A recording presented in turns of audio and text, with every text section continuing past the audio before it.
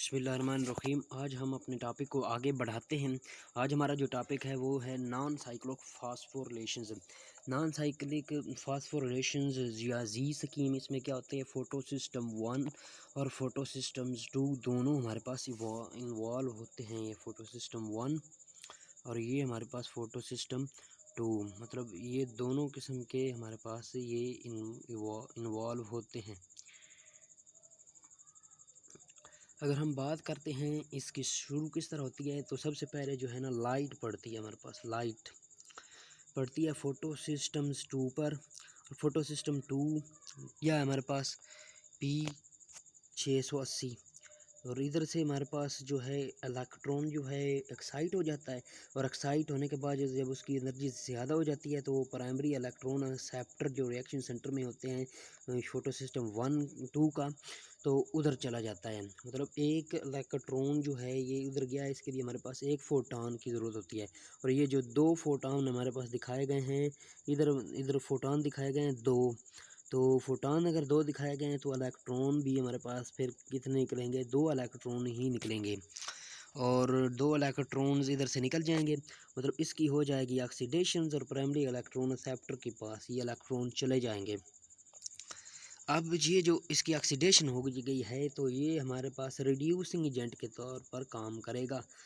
Oxidise हो गए हैं तो अब ये रिड्यूस होना है इसको, मतलब अब ये हमारे पास काम करेगा ऑक्सीडाइजिंग एजेंट के तौर पर, मतलब ये खुद इलेक्ट्रॉन्स हमारे पास कबूल करेगा। तो वो इलेक्ट्रॉन्स को की गैप को फिल करने के लिए हमारे पास कहाँ से आएंगे, वो वाटर सप्लीटिंग स्टेप फोटोसिंथेसिस का, लाइट की मौजूदगी में जो हमारे पास लाइसिस होगी वाटर की, तो उसको हम कहेंगे फोटोलाइसिस।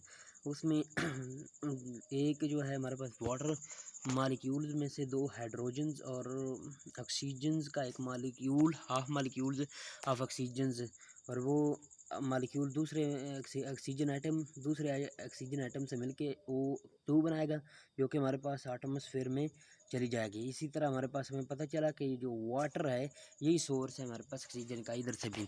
और हमारे पास ये जो 2 इलेक्ट्रॉन बचते हैं, इलेक्ट्रॉन होंगे, ये इसके गैप को फिल करने के लिए इधर आ जाएंगे। अब बात करते हैं ऊपर प्राइमरी इलेक्ट्रॉन एक्सेप्टर में जो हमारे पास इलेक्ट्रॉन चले गए थे 2 इलेक्ट्रॉन्स की वजह से, तो वो हमारे पास ये इलेक्ट्रॉन ट्रांसपोर्ट चेन में मूव करेंगे। दूसरा स्टेप हमारे पास ये है इलेक्ट्रॉन ट्रांसपोर्ट, पहला ये ऊपर गया इलेक्ट्रॉन से, फिर ये फोटोलाइसिस वाला, और ये हमारे पास तीसरा जो है इलेक्ट्रॉन्स अब मूव करेंगे इलेक्ट्रॉन ट्रांसपोर्ट चेन में। इलेक्ट्रॉन ट्रांसपोर्ट चेन में मूव करेंगे तो उनकी एनर्जी जो है वो यूज़ होगी, यूटिलाइज होगी, और मुख्तलिफ़ किस्म के चैनल के ज़रिए से। पहले प्लास्टोक्यूनिन्स, फिर साइटोक्रोम कम्प्लेक्स 2 साइटोक्रोम्स होंगे, और फिर प्लास्टोसाइनिन्स जो है तक आएंगे, और फिर हमारे पास फोटो सिस्टम 2 तक ये इलेक्ट्रॉन चले आएंगे। अब प्लास्टोक्यूनिन्स के पास जब इलेक्ट्रॉन आएंगे तो ये इसकी क्या हो जाएगी, रिडक्शन। फिर ये जो साइटोक्रोम कम्प्लेक्स के पास आएंगे तो प्लास्टोक्यूनिन की हो जाएगी ऑक्सीडेशंस, और साइटोक्रोम की हो जाएगी रिडक्शंस। फिर आगे ये रिडक्शन करेंगे प्लास्टोसायनिन की। प्लास्टोसायनिन हमारे पास क्या है, एक हमारे पास कॉपर कंटेनिंग जो है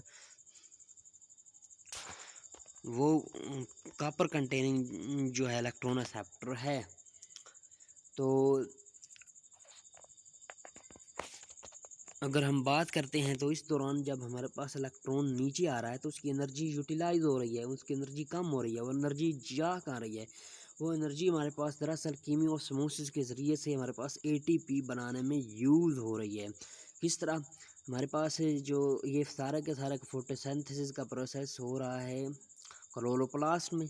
क्लोरोप्लास्ट में ये जो लाइट हमारा डिपेंडेंट रिएक्शन पढ़ रहे हैं, ये हमारे पास थैलाकॉइड मेम्ब्रेन में पढ़ रहे हैं, और ये जो थैलाकॉइड, इसकी वजह से क्या होगा, हमारे पास ये पंप किए जाएंगे प्रोटॉन्स, हम पंप करेंगे स्ट्रोमा टू ल्यूमन, मतलब इसी के अंदर ही स्ट्रोमा है हमारे पास थैलाकॉइड मेम्ब्रेन में, सॉरी हमारे पास क्लोरोप्लास्ट में, और क्लोरो और थैलाकॉइड मेम्ब्रेन का जो इंटीरियर स्पेस है उसको ल्यूमन कहते हैं। मतलब स्ट्रोमा से ल्यूमन के अंदर ये क्या करेंगे, पंप किया जाएगा प्रोटॉन को।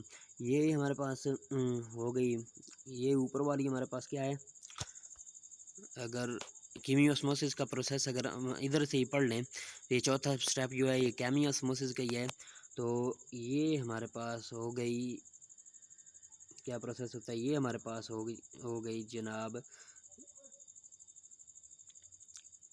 क्लोरोप्लास्ट। और इसके अंदर ये हमारे पास हो गई, फ़र्ज़ करो एक थैलाकॉइड मेम्ब्रेन्स ग्रेन, ये जो भी थैलाकॉइड हो गई। और इधर हमारे पास प्रोटॉन्स जो हैं, ये प्रोटॉन्स ये पंप किए जाएंगे अंदर की तरफ, और यहाँ पे ये एनर्जी क्या होगी हमारे पास यूटिलाइज होगी। यहाँ पे ये एनर्जी हमारे पास यूटिलाइज होगी और यहाँ पे प्रोटॉन का ग्रेडियंट बन जाएगा। अंदर प्रोटॉन ज़्यादा हो जाएंगे, बाहर प्रोटॉन कम हो जाएंगे। फिर क्या होगा प्रोसेस, एटीपी जो है इधर किस तरह जनरेट होगी, एटीपी की ऑस्मोसिस के ज़रिए से जनरेट होगी। जब ये ग्रेडियंट जाएगा और ये हमारे पास यहाँ से एटीपेज जो है ना, हमारे पास एटीपी सिंथेज एंजाइम होगा इसकी मेम्ब्रेन पे, थैलाकॉइड की मेम्ब्रेन पे, और वो क्या करेगा, वहाँ से गुजरते हुए ये डाउन द कंसंट्रेशन ग्रेडियंट ये फिर बाहर आ जाएंगे। मतलब पहले हमारे पास स्ट्रोमा टू ल्यूमन गए हैं, फिर ल्यूमन से हमारे पास पैसिवली बाहर आ जाएंगे, और उस दौरान हमारे पास एटीपी एनर्जी जो है वो प्रोड्यूस हो जाएगी। तो ये मेम्ब्रेन को जो यूज़ करते हुए फिनोमिना होता है कीमियोस्मोसिस, ये चौथे स्टेप पे होता है। और साइटोक्रोम से जब हमारे पास आते हैं ना प्लास्टोक्यूनिन की तरफ, तो उस वक्त हमारे पास ये एटीपी बनती है। तो ये भी इम्पोर्टेंट स्टेप है।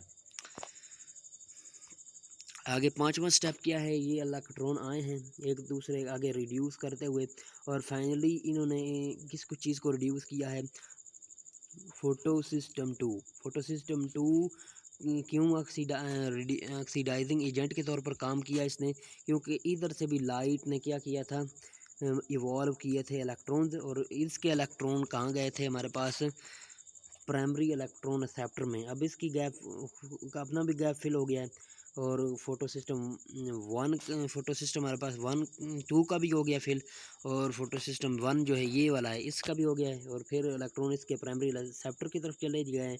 फिर इससे हमारे पास आयरन कंटेनिंग जो है हमारे पास प्रोटीन या पोर्टर या इलेक्ट्रॉन एक्सेप्टर, वहाँ पे चले जाएंगे इलेक्ट्रॉन्स, और फिर NADP रिडक्टेज में फाइनली छठे स्टेप में चले जाएंगे। NADP को फिर रिडक्शन करके NADPH2 में कन्वर्ट कर देगा।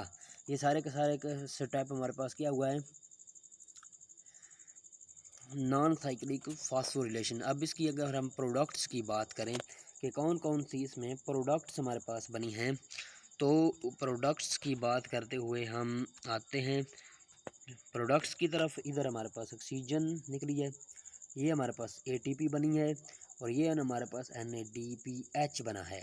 अब ये सारे का सारा प्रोसेस, और जी की तरह की इसकी शक्ल है, इसलिए इसको जी स्कीम हम कहते हैं। तो ये इसकी हमारे पास थी। और अब हम साइक्लिक फास्फोरिलेशन की बात करते हैं जिसमें हमारे पास फोटोसिस्टम 2 इन्वॉल्व नहीं होता, हमारे पास ओनली फोटोसिस्टम 1 ही पार्टिसिपेट करता है।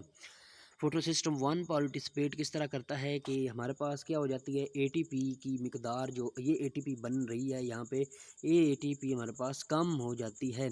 जब ये ATP हमारे पास कम हो जाती है तो हमें ATP की ज़रूरत होती है। इधर NADPH बन रहे होते हैं, और NADPH हमारे पास अकामुलेट हो रहे होते हैं थैलाकॉइड में, ब्रेन में, या उधर क्लोरोप्लास्ट में। जब ये अकामुलेट हो रहे होते हैं तो ये इंड्यूस करते हैं, क्या करते हैं किसको, साइक्लिक फोटोफास्फोरिलेशन को। तो इधर हमारे पास फेरोडॉक्सन से क्या हो जाता है, साइकिल दोबारा रिवर्स हो जाता है, और साइटोक्रोम कम्प्लेक्स की तरफ आते हैं इलेक्ट्रॉन, फिर प्लास्टोसायनिन्स की तरफ आते हैं। और मतलब इधर हमें पता चल गया है कि प्लास्टोक्यूनिन से जब जाते हैं साइटोक्रोम कम्प्लेक्स की तरफ, तो उस वक्त भी हमारे पास आगे इलेक्ट्रॉन्स प्रोड्यूस ATP प्रोड्यूस हो सकती हैं। असल में जब साइटोक्रोम से प्लास्टोक्यूनिन की तरफ जब आ जाते हैं तब ATP हमारे पास बनती है। तो ये देखो ATP बन रही है, प्लास्टोक्यूनिन नहीं है, इन्वॉल्व इसमें फ्रीडॉक्सिन से आ रहे हैं इलेक्ट्रॉन, इधर साइटोक्रोम कम्प्लेक्स में, फिर प्लास्टोसाइनिन में, और फिर हमारे पास फोटोसिस्टम 1 में, और फिर उसके प्राइमरी इलेक्ट्रॉन एक्सेप्टर में। इस तरह साइक्लिक प्रोसेस होता रहेगा, और जब तक हमारे पास ATP की सप्लाई डिमांड के मुताबिक पूरी नहीं हो जाती है, क्योंकि ATP ऐसी में आगे यूज़ होना है डार्क रिएक्शन में, और केमियोस्मोसिस का फिनोमिना हम पढ़ चुके हैं। क्या होता है, प्रोटॉन का ग्रेडियंट पैदा किया जाता है, तो ये स्ट्रोमा से ल्यूमन में प्रोटॉन पहले पंप किए जाते हैं, फिर हमारे पास क्या होता है एटीपी सिंथेज के ज़रिए से वो डाउन द कंसंट्रेशन ग्रेडियंट दोबारा बहराते हैं, स्ट्रोमा में आते हैं, और फिर हमारे पास एटीपी जनरेट होती है। अब ये इसका सारे को प्रोसेस को हम अगर एक दफ़ा फिर रिवाइज़ करें तो सबसे पहले हमारे पास क्या होता है हमारे पास ये आती है हमारे पास लाइट पड़ती है थैलाकॉइड मेम्ब्रेन पे फोटोसिस्टम 2 पर फोटोसिस्टम 2 पर फोटोसिस्टम 2 पे बढ़ती है तो इलेक्ट्रॉन एक्साइट हो जाते हैं, वो हमारे पास प्लास्टो अगर मूव करते हैं, मूव कहाँ करते हैं हमारे पास प्लास्टोक्यूनिन और साइटोक्रोम कम्प्लेक्स और प्लास्टोसायनिन, और फिर फोटोसिस्टम 2 की तरफ चले जाते हैं। तो इस दौरान हमारे पास वाटर स्प्लिटिंग स्टेप जो है ये हमारे पास ऑक्सीजन बनती है और प्रोटॉन बनते हैं, प्रोटॉन भी ग्रेडियंट बन जाता है अंदर। फिर तो ये थाइलाकॉइड मेम्ब्रेन पर हो रहा है, थाइलाकॉइड की मेम्ब्रेन पर हो रहा है, मतलब ये हमारे पास उसकी मेम्ब्रेन पे नहीं हो रहा, क्लोरोप्लास्ट की मेम्ब्रेन पे नहीं हो रहा, थाइलाकॉइड की मेम्ब्रेन पे हो रहा है। और ये नीचे हमारे पास ये वाला जो सिस्टम है, ये वाला सिस्टम ये है हमारे पास ल्यूमन है, और ऊपर वाला हमारे पास ये वाला सिस्टम जो ऊपर है दिखाया गया ये हमारे पास स्ट्रोमा है इस थैलाकॉइड के अंदर। तो अगर हम बात करें फिर रिडक्शन से एनएडीपी रिडक्टेज में, और इस तरह एनएडीपीएच भी बन गया। और जब आ रहे थे प्रोटॉन इस दौरान मतलब साइटो ये देखें पंप कर रहे हैं प्रोटॉन अब किस तरह,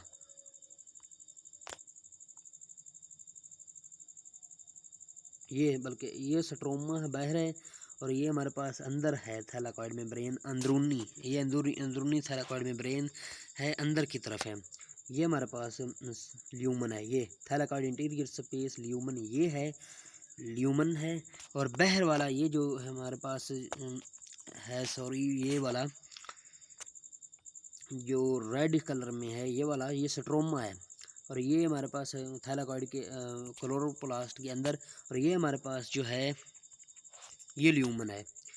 और पंप कर रहे हैं इस दौरान पंपिंग हो रही है इलेक्ट्रॉन्स की, ये जो साइटोक्रोम कम्प्लेक्स की तरफ जा रहे हैं इलेक्ट्रॉन, और ये प्लास्टोक्यूनिन से प्लस साइटोक्रोम कम्प्लेक्स की तरफ जा रहे हैं।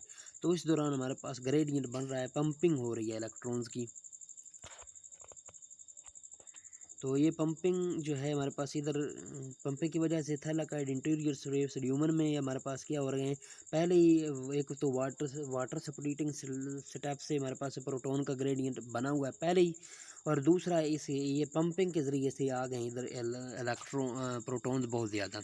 तो ये प्रोटॉन आगे जो है एटीपी सिंथेज जो है इधर अब प्रोटॉन की कंसंट्रेशन ज़्यादा हो गई है, अब ये प्रोटॉन की कंसंट्रेशन ज़्यादा हो गई है तो एटीपी सिंथेज इन प्रोटॉन्स को दोबारा डाउन द कंसंट्रेशन ग्रेडियंट दोबारा स्ट्रोमा में लेके आएगा।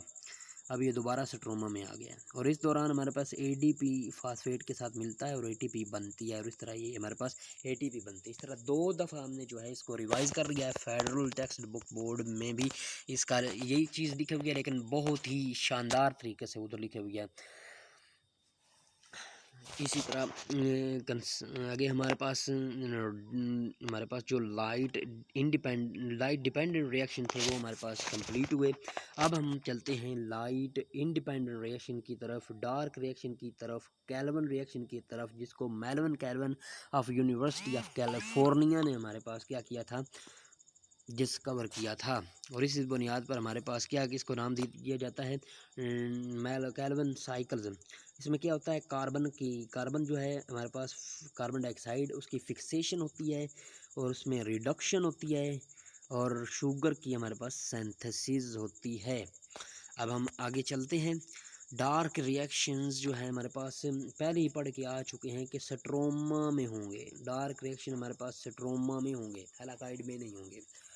अब दीज रिएक्शंस हमारे पास डायरेक्टली इनको लाइट की ज़रूरत नहीं होती है, लाइट के प्रोडक्ट की ज़रूरत होती है इनको। एटीपी और एनएडीपीएच में ये जो पहले ही हम बात करते आ रहे हैं, जिसकी वजह से ये क्या करते हैं, कार्बन CO2 को रिड्यूस करते हैं और उनकी वजह से फिक्स करते हैं CO2 को, और हमारे पास बनती है क्या, शुगर। अगर इसको हम समराइज़ करें, एक ट्रायोज शुगर बनाने के लिए तो हमारे पास 3 मॉलिक्यूल जो हैं CO2 के यूज़ होंगे।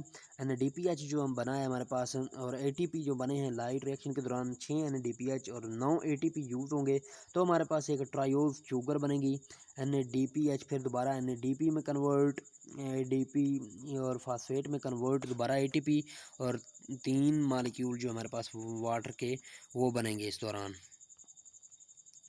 और इस तरह अगर ग्लूकोज़ बनाने के लिए की हम बात करते हैं, अगर ग्लूकोज़ की बात करते हैं तो वो रिएक्शन इससे बिल्कुल डबल हो जाता है, क्योंकि उसमें कार्बन की तादाद जो है हमारे पास वो 6 होती है, तो ट्रायोज से डबल कार्बन होते हैं, तो इस तरह वो डबल हो जाएंगे कार्बन। तो इधर से ही अगर हमें कोई पूछ ले तो ग्लूकोज़ बनाने के लिए हमारे पास 6 CO2, 12 NADPH, 18 ATP और हमारे पास कार्बोहाइड्रेट ग्लूकोज बनेगी इधर, तो 12 NADPH और 18 ATP और 6 वाटर के मालिक्यूल्स पैदा होते हैं, जो पीछे ही हमने फोटोसिंथेसिस में ही पढ़ा था कि वो यूज़ होते हैं 6H2O, और उसके अपोजिट होता है हमारे पास रेस्पिरेशन, जिसमें हमारे पास 6H2O ग्लूकोज के दौरान बनते हैं।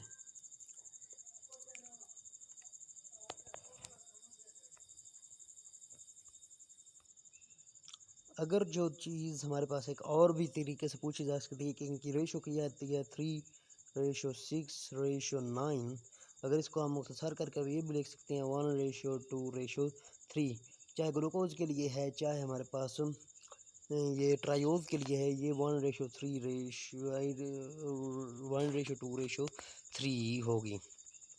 अब चलते हैं इनके रिएक्शन की तरफ। ये एक साइक्लिक रिएक्शन होगा, और जिसमें कार्बन को हम क्या करेंगे, फिक्स करेंगे, रिड्यूस करेंगे, और सीरीज़ ऑफ केमिकल रिएक्शन होगी। कार्बन साइकिल की अगर बात करें तो इसको हम 3 फेजेज़ में डिवाइड करते हैं।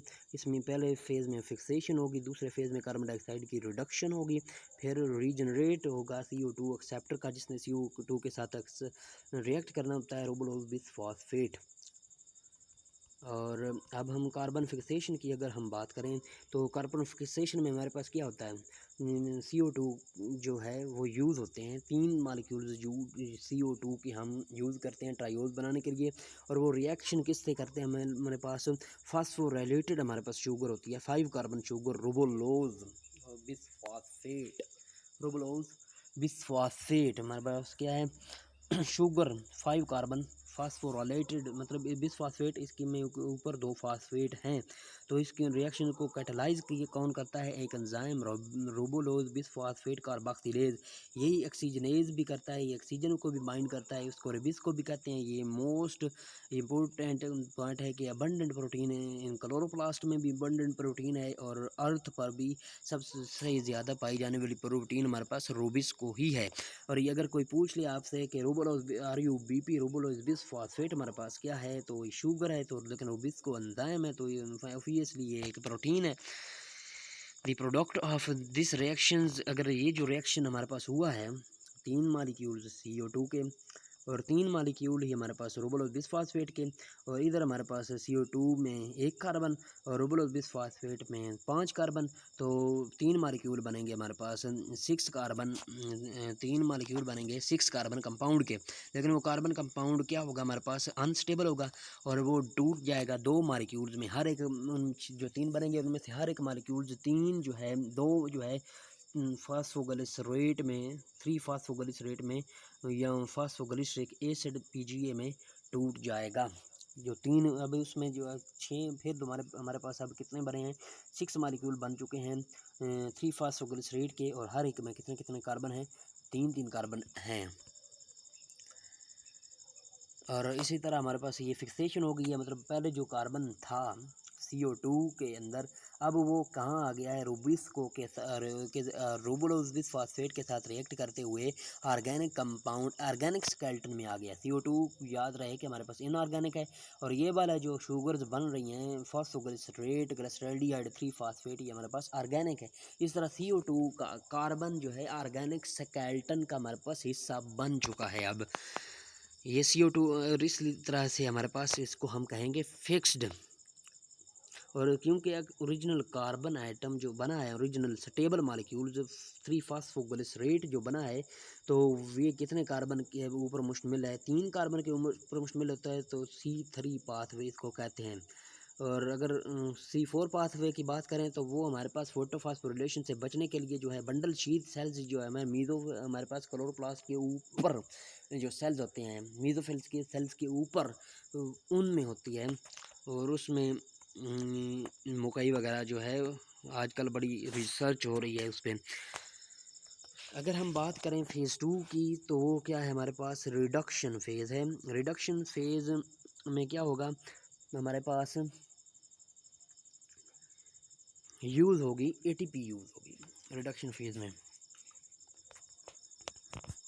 और 3 फास्फोग्लिसरेट मालिक्यूल जो बना था ये, अब ये एक इसमें एक फास्फेट था, अब हमारे पास एक और फास्फेट ATP से ऐड हो जाएगा, और 6 मालिक्यूल थे और 6 में एक ऐड हो गया, तो 6 ATP हमारे पास यूज़ हो जाएंगे, तो 1,3 बिस फास्फोग्लिसरेट हमारे पास ये बन जाएगा। 1,3 बिस फास्फोग्लिसरेट हमारे पास बनेगा, और तो इसकी रिडक्शन भी होगी। फिर रिडक्शन इसकी किस तरह की होगी, ग्लिसरॉल्डिहाइड 3 फास्फेट में ये क्या हो जाएगा, रिड्यूस हो जाएगा, और ये NADPH जो है हमारे पास वो इसको रिड्यूस करेंगे। ये कितने मालिक्यूल थे, 1,3 बिस फास्फोग्लिसरेट के हमारे पास 6 थे, तो 6 NADPH हमारे पास यूज़ होंगे, मतलब 6 NADPH और 6 ATP हमारे पास यूज़ हो गए हैं, और ग्लिसरॉल्डिहाइड 3 फास्फेट हमारे पास बन गया है। और ये ग्लिसरॉल्डिहाइड 3 फास्फेट ही हमारे पास इस कैल्विन साइकिल का प्रोडक्ट है, कोई ग्लूकोज नहीं है।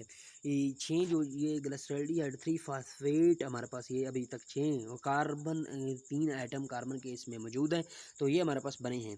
लेकिन नेट गेन की अगर इधर बात करते चलें, ये तो हो गई ओवरऑल गेन 6।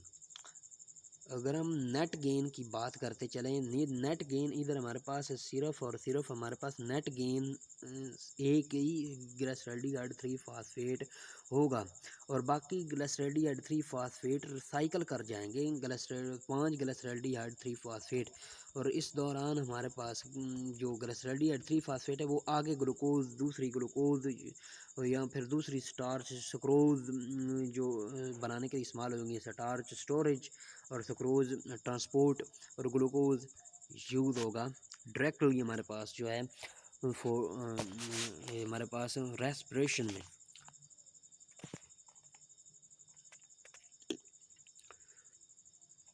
इस तरह